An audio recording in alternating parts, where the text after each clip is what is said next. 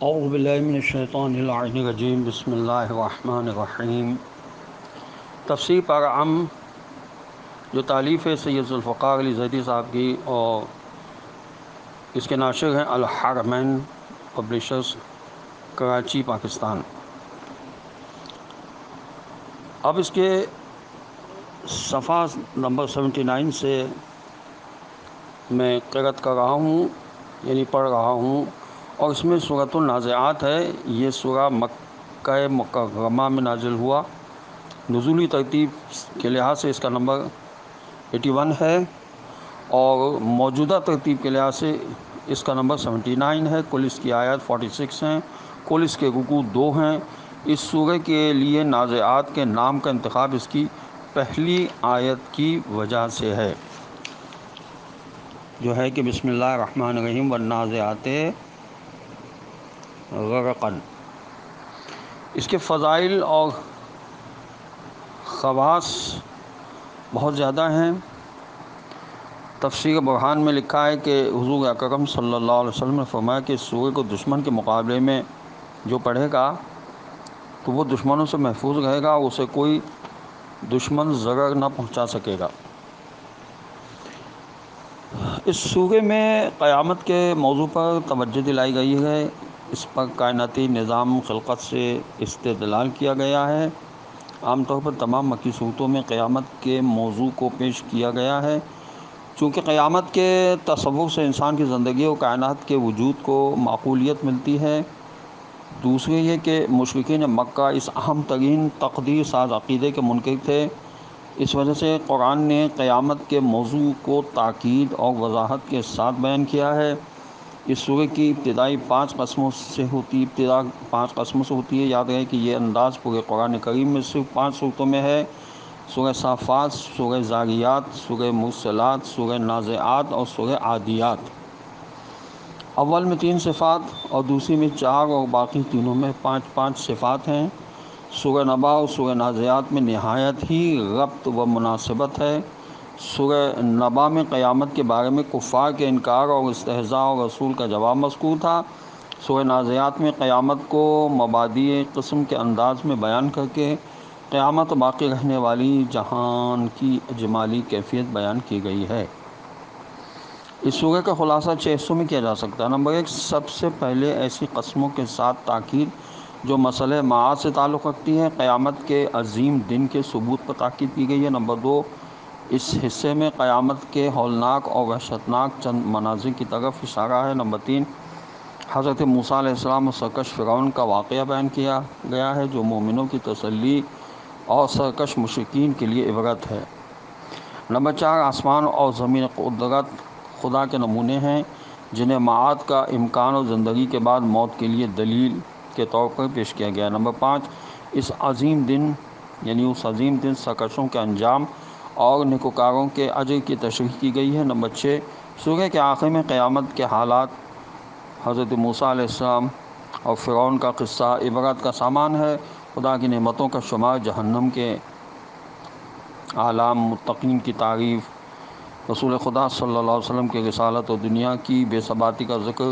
نیز یہ بھی بیان ہوا ہے کہ کوئی شخص اس دن یعنی قیامت کے آنے کے وقت سے آگاہ نہیں ہے۔ سورہ نازعات کی آیات کی تلاوت کے ساتھ ترجمے کے ساتھ کچھ الفاظ کے معنی میں پیش کر رہا ہوں۔ بسم اللہ الرحمن الرحیم۔ والنازعات غرقا والناشطات نشطا والسابحات سبحا فالسابقات سبقا فالمدبرات امرا۔ ترجمہ ہے کہ قسم ہے ان فرشتوں کی جو گھس کر کھینچ لیتے ہیں اور آسانی سے نکال لیتے ہیں اور تیزی سے لپکتے ہیں، پھر حکم کی بجاوری میں خود سبقت لے جاتے ہیں، پھر امر کی تدبیر کرنے والے ہیں۔ اس میں وا جو ہے قسم کے لیے استعمال ہوا ہے۔ غرقاً یعنی ڈوبنا، گہرائی کے اندر سے شدت کے ساتھ کھینچنا، یہاں غرقاً بمعنی اغراق ہے۔ السابحات یعنی تیرنے والیاں، لپکنے والیاں۔ نازعات کھینچنے والے، جمع مؤنث کا یہ صیغہ ہے، اس میں فاعل ہے۔ الناشطات یعنی کھولنے والیاں۔ السابقات یعنی قسم آگے بڑھنے والیوں کی، النازعات یعنی واحد اس کا ہے کھینچنا جس کا مطلب ہے نکالنا، الناشطات یعنی واحد بند کھولنے والے، فالمدبرات یعنی انتظام کرنے والیاں، اس میں فاعل ہے جمع مؤنث ہے۔ اس سورہ کے شروع میں فرشتوں کی چند صفات بیان کیے کہ ان کی قسم کھائی گئی ہے۔ بظاہر ان کی قسم اس لیے کھائی گئی ہے کہ فرشتے نظام عالم میں خدا کے حکم سے اپنی خدمات بجا لاتے ہیں۔ قیامت کے دن میں بھی جب مادی اسباب ٹوٹ جائیں گے تو بھی فرشتے ہی کام کریں گے۔ اس سورہ میں فرشتوں کی 5 صفات بیان کی گئی ہیں جن کا تعلق انسان کی موت اور نزع روح سے ہے۔ اگرچہ قیامت کی حقانیت بیان کرنا مقصود ہے مگر اس کی ابتدا انسان کی موت سے کیا گیا ہے، کیونکہ انسان کی موت بھی ایک قسم کی قیامت ہے۔ حضور اکرم صلی اللہ علیہ وسلم کا ارشاد ہے کہ من مات فقد قامت قیامتہ، جو شخص مر گیا پس اس کی قیامت واقع ہو گئی۔ اس طرح قیامت پر ایمان اور یقین میں اس کا بڑا دخل ہے۔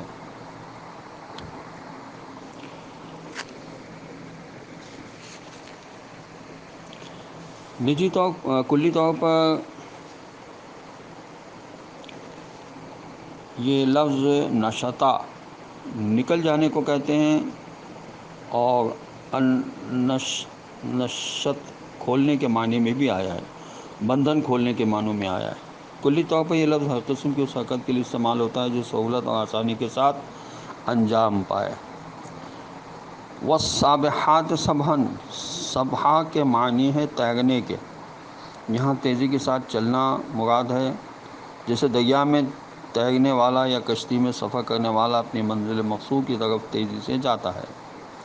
نفس و روح کے بارے میں مفتی محمد شفیع نے اپنی تفسیر معارف القرآن میں ایک اچھی بحث کی ہے جس سے بہت سارے اشکالات حل ہو جاتے ہیں۔ آپ لکھتے ہیں کہ نفس انسانی ایک لطیف جسم ہے جو انسان کے کثیف جسم کے اندر سمویا ہوا ہے، جو اپنی مادی عناصر اربعہ سے بنا ہے۔ فلاسفہ اور حکماء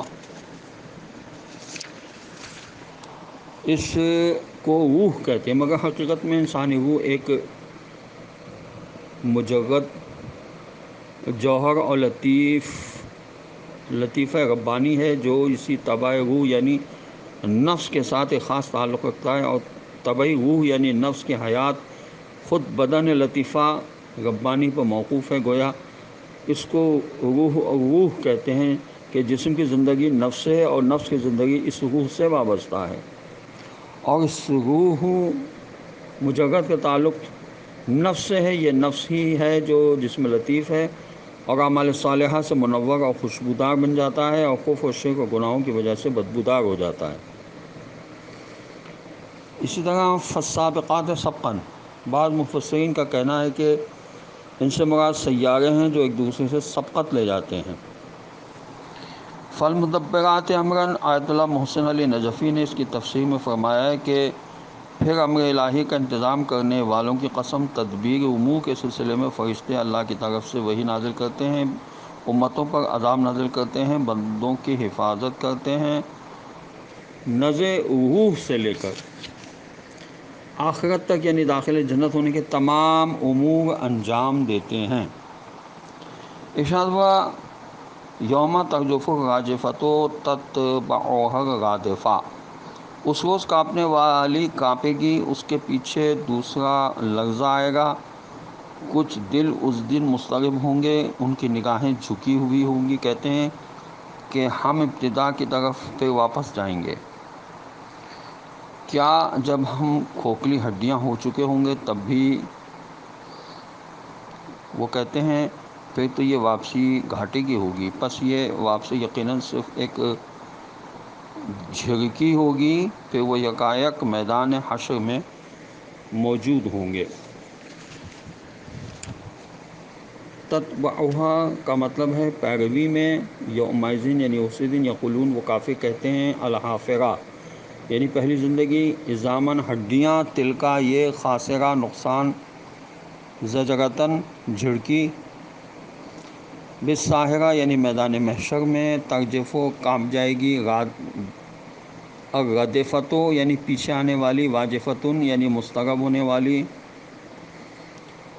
نخرتن یعنی بوسیدہ ہو کر چور چور ہونا، اذن جب، فإنما پس سوائے اس کے کچھ نہیں، فإذا پس جب، الرجفتو یعنی کانپنے والی، قلوب یعنی دل، ابصارها ان کی آنکھیں جھکی ہوئی، لا مردودون یعنی جمع مذکر لوٹائے جائیں گے، کننا ہم ہو جائیں گے، قالو انہوں نے کہا، کرتن لوٹنا، قلوب یومئذ واجفتن ابصارها خاشعہ کچھ دل اس دن مضطرب ہوں گے۔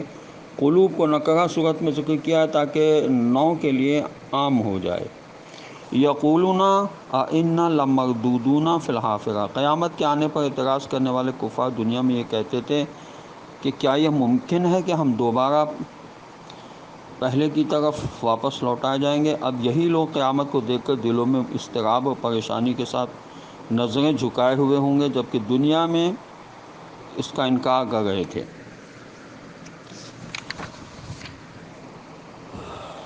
اس کے بعد جو آیت ہے، حل اتاک حدیث موسیٰ اذ ناداہ ربہ بالوادی المقدس طویٰ اذهب الی فرعون انہ طغیٰ فقل هل لک الی ان تزکی واہدیک الی ربک فتخشی فاراہ الآیۃ الکبریٰ۔ اس آیت میں جو الفاظ ہیں ان میں سے کچھ کے معنی بتائے جا رہے ہیں کہ حل یعنی کیا، ربہ اس کے رب نے، طویٰ وادی کا نام ہے، فقل پس کہہ دو، واہدیک اور میں تیری رہنمائی کروں، فاراہ پس انہوں نے اسے دکھایا، اس یعنی جب، بالواد یعنی وادی میں، اذهب چلے جاؤ، انہ بے شک وہ، حل لک کیا تم چاہتے ہو، الی ربک تیرے رب کی طرف، آیۃ الکبریٰ یعنی سب سے بڑی نشانی۔ اور حدیث کہتے ہیں بات کو، نادا ہو انہیں پکارا، المقدس پاکیزہ، الی یعنی طرف، طغیٰ یعنی سرکش ہوا، فتخشی پس تیرے دل میں خوف خدا پیدا ہوا۔ اس سورہ مبارکہ میں سب سے پہلے 5 قسمیں بیان کرتے ہوئے جھٹلانے والوں کے ضمیروں کو جھنجھوڑتے ہوئے قیامت کے منظر کو پیش کیا گیا ہے۔ خود ان قسموں کے بیان میں عدم صراحت کے باوجود ان کا منظر قیامت سے متعلق تھا۔ اب گزشتہ آیات میں صراحت کے ساتھ اعلان ہوا کہ اس دن کانپنے والی کانپے گی، جب اس کے بعد فوراً ایک چیخ ہوگی، اس دن لوگوں کے دل دھڑکتے ہوں گے، آنکھیں پھٹی کی پھٹی ہوں گی، اور سب ایک دم سے اچانک لوگ میدان محشر میں جمع ہوں گے۔ حل اتاک حدیث موسیٰ، میرے حبیب کیا موسیٰ علیہ السلام کی خبر آپ تک پہنچی ہے؟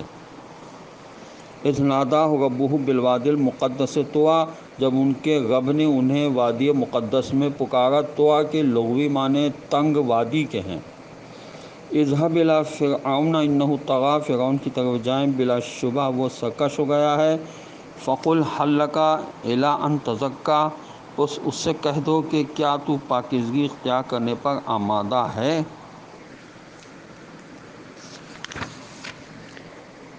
حضرت موسیٰ علیہ السلام فرعون کے پاس گئے اور اپنی رسالت کو پیش کیا اور اس کے ثبوت میں معجزات دکھائے۔ فکذب وعصیٰ ثم ادبر یسعیٰ فحشر فنادیٰ فقال انا ربکم الاعلیٰ فأخذہ اللہ نکال الآخرۃ والأولیٰ ان فی ذلک لعبرۃ لمن یخشیٰ۔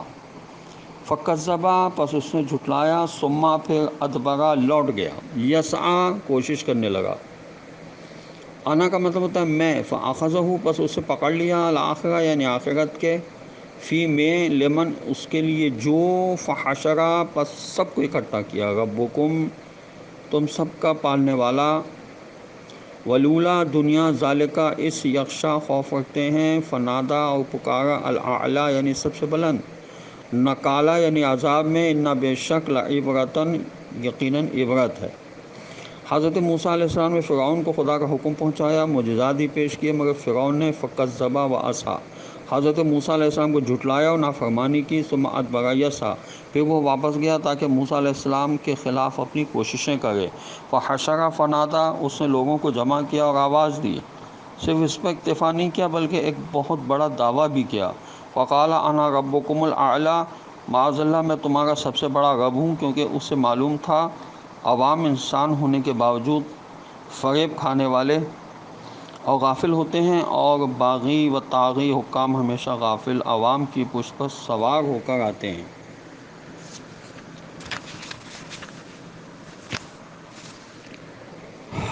فأخذہ اللہ نکال الآخرۃ فأخذہ اللہ نکال الآخرۃ والأولیٰ، پس اللہ تعالیٰ نے اسے دنیا و آخرت کے عذاب میں پکڑا۔ اس کے بعد ارشاد ہوتا ہے اانتم اشد خلقا ام السماء بناها رفع سمكها فسواها واغطش ليلها واخرج ضحاها والارض بعد ذلك دحاها اخرج منها ماءها ومرعاها والجبال ارساها۔ ان آیات میں جو معنی الفاظ ہیں ان کے کچھ معنی پیش کی جا رہے ہیں۔ انتم، کیا تم، ام السماء آسمان، سمکہا اس کی چھت، لیلہا اس کی راتیں، اشد نہایت سخت، بناہا جسے اس نے بنایا، فسواہا پس اسے برابر کیا، واخرجا نکالا، خلقاً پیدا کرنے میں، رفعا بلند کیا، واغطشا تاریک بنایا، ضحاہا اس کے دن کو روشن کیا، والارض اور زمین، اخرجا نکالا، والجبال اور پہاڑوں کو، بعد ذالک اس کے بعد، ماءہا اس کا پانی، ارساہا محکم کر کے گاڑ دیا، ضحاہا اس نے بچھایا، ومرعاہا اور اس کا چارہ، رفع سمکہا یعنی اس کے بلند ترین نقطے کو اونچا کیا، واغطش لیلہا واخرج ضحاہا اس کی رات کو تاریک اور دن کو روشن کیا، والارض بعد ذالک دحاہا، دحو کے معنی پھیلانے کے ہیں۔ وہ دحو الارض سے مراد یہ ہے کہ ابتدا میں زمین کی تمام سطح کو پانی نے گھیرا ہوا تھا، جو بارش کی وجہ سے حاصل ہوا تھا۔ پانی آہستہ گڑھوں میں جگہ بناتا چلا گیا اور خشکی نے سر نکالنا شروع کیا۔ اخرج منہا ماءہا ومرعاہا اس سے اس کا پانی نکالا اور چراگاہوں کو نمایاں کیا۔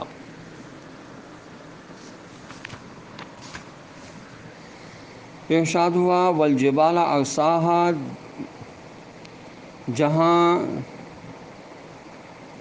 جبل کی جمع ہے، جبال جبل کی جمع ہے جس کے معنی پہاڑ ہیں، اور پہاڑوں کو زمین پر محکم کیا۔ متاع لکم ولانعامکم فاذا جاءت الطامۃ الکبریٰ یوم یتذکر الانسان ما سعی وبرزت الجحیم لمن یری فاما من طغی وآثر الحیاۃ الدنیا فإن الجحیم ہی المأویٰ۔ تمہارے اور تمہارے مویشیوں کے لیے سامان زندگی کے طور پر، پس جب بہت بڑی آفت آ جائے گی تو اس دن انسان اپنا عمل یاد کرے گا، اور دیکھنے والوں کے لیے جہنم ظاہر کی جائے گی۔ جس نے سرکشی کی اور دنیاوی زندگی کو ترجیح دی اس کا ٹھکانہ یقیناً جہنم ہوگا، اور جو شخص اپنے پروردگار کی بارگاہ میں پیش ہونے کا خوف رکھتا ہے اور نفس کو خواہشات سے روکتا ہے اس کا ٹھکانہ یقیناً جنت ہے۔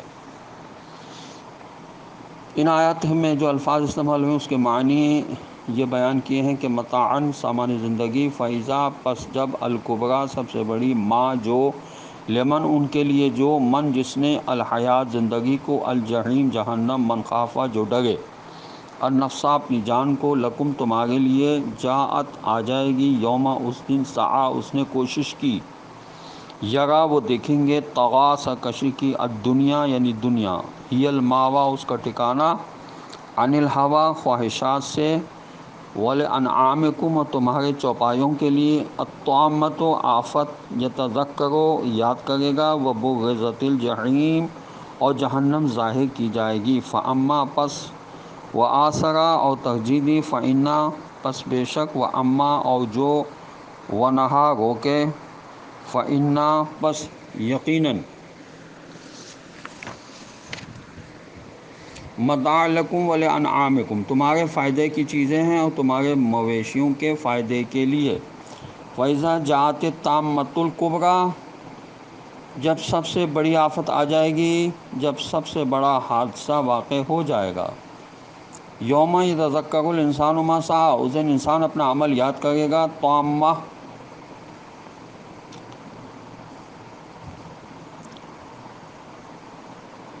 تحمہ کے مادے سے ہے، جس کے معنی ہے پر کرنا، اور جو چیز سب سے بڑھ کر ہے اسے تامہ کہتے ہیں۔ اسی لیے سخت حوادث اور عظیم مصائب پر جو مشکلات سے پر ہوں ان کو بھی تامہ کہا جاتا ہے۔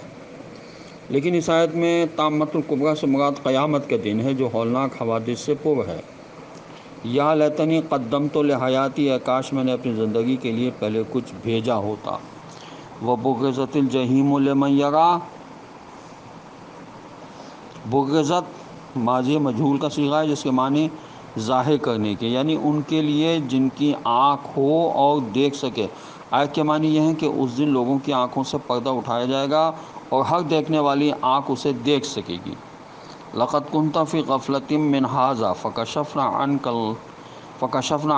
غطاءك فبصرك اليوم حديد، بے شک تم اس بارے میں غفلت کا شکار تھے، بس ہم نے تیری آنکھوں کے پردے ہٹا دیے ہیں، اس لیے تمہاری آنکھیں آج تیز ہو گئی ہیں۔ اس آیت میں تفصیل کے ساتھ بیان کیا گیا ہے کہ قیامت کے دن لوگوں کو دو قسموں میں تقسیم کیا جائے گا۔ ایک گروہ وہ جو سرکش اور نافرمانوں کا ہے، اور دوسرا وہ جو اپنے خالق و مالک کا فرمانبردار اور مطیع ہے۔ انسان چونکہ دو پہلوؤں کا حامل ہے، جسم اور روح۔ جسم کی خاصیت مٹی کی خاصیت ہے، جہاں فضول گیاہ، کانٹے اور جھاڑیاں اگتی ہیں جو انسان کے لیے فائدہ مند نہیں ہوتے، اور جب انسان اس مٹی کو اپنے فائدے میں استعمال کرنا چاہتا ہے تو ان جھاڑیوں اور کانٹوں کو صاف کر کے اس میں اپنی ضرورت کی فصلات، پودے اور پھل وغیرہ اگاتا ہے۔ یہی حالت خود انسان کی بھی ہے۔ مٹی کی خاصیت ہوا و ہوس اس میں موجود ہے، جو حقیقی طور پر اس کے لیے نقصان دہ ہے۔ اب عقل کا تقاضا یہ ہے کہ اپنے نفس کو ان خواہشات سے بچا کر اسے عمل صالح کی کھیتی کے لیے اپنے آپ کو تیار کر لے۔ حضرت امام جعفر صادق علیہ السلام فرماتے ہیں کہ اپنے نفس کو ہوا و حواس کے ساتھ مت چھوڑنا، اس لیے کہ خواہشات خود نفس کی موت کا سبب بنتی ہیں، اور نفس کو اس کی خواہشات کے مقابلے میں آزاد چھوڑنا اس کی بیماری ہے، اور نفس کو اس کی خواہشات سے روکنا اس کے لیے دوا ہے۔ ارشاد ہوا وَأَمَّا مَنْ خَافَ مَقَامَ رَبِّهِ وَنَهَى النَّفْسَ عَنِ الْهَوَىٰ فَإِنَّ الْجَنَّةَ هِيَ الْمَأْوَىٰ، اور جو شخص اپنے پروردگار کی بارگاہ میں پیش ہونے کا خوف رکھتا ہے اور نفس کو خواہشات سے روکتا ہے تو یقیناً اس کا ٹھکانہ جنت ہے۔ جیسا کہ حضور اکرم صلی اللہ علیہ وسلم کا ارشاد ہے، من عرف نفسہ فقد عرف ربہ، جس نے اپنے نفس کو پہچان لیا اس نے اپنے پروردگار کو پہچان لیا۔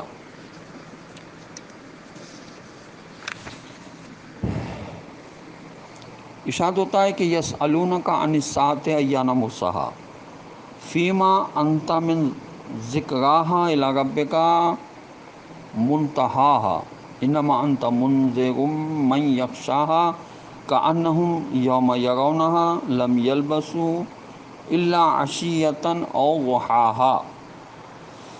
یہ لوگ آپ سے قیامت کے بارے میں سوال کرتے ہیں کہ کب واقع ہوگی، آپ کو کیا کام ہے؟ اس کی حقیقت کے بیان سے اس کے علم کی انتہا آپ کے پروردگار کی طرف ہے، آپ تو صرف اسے تنبیہ کرنے والے ہیں۔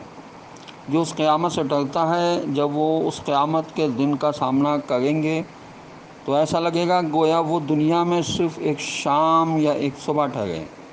ان آیت میں جو الفاظ استعمال ہوئے ان میں سے کچھ کے معنی انہوں نے لکھے ہیں۔ یسألونک کا آپ سے پوچھتے ہیں، ایانا کب ہوگا، انتا آپ، رب کا تیرے رب کے پاس ہے، اور کأنہم ان کے لیے ایسا لگے گا کہ لم یلبسو نہیں ٹھہرے ہیں، او یا موسیٰ اس کا وقوع من ذکرہا اس کی حقیقت کے بیان سے، منتہاہا اس کے علم کی انتہا، منذر ڈرانے والے، یوم دن، ضحاہا ایک صبح، الساعہ اس گھڑی یعنی قیامت، فیما کیا کام ہے، الا تک، انما سوائے اس کے کچھ نہیں ہے، من یخشاہا جو اس سے ڈراتا ہے، جو اس سے ڈرتا ہو اور ڈراتا ہو، یرونہا اسے دیکھیں گے، عشیتاً ایک شام، قیامت کے وقوع اور اس دن نیک اور گناہ گار لوگوں کی حالت بیان کرنے کے بعد مشرکین اور معاد کے منکرین کے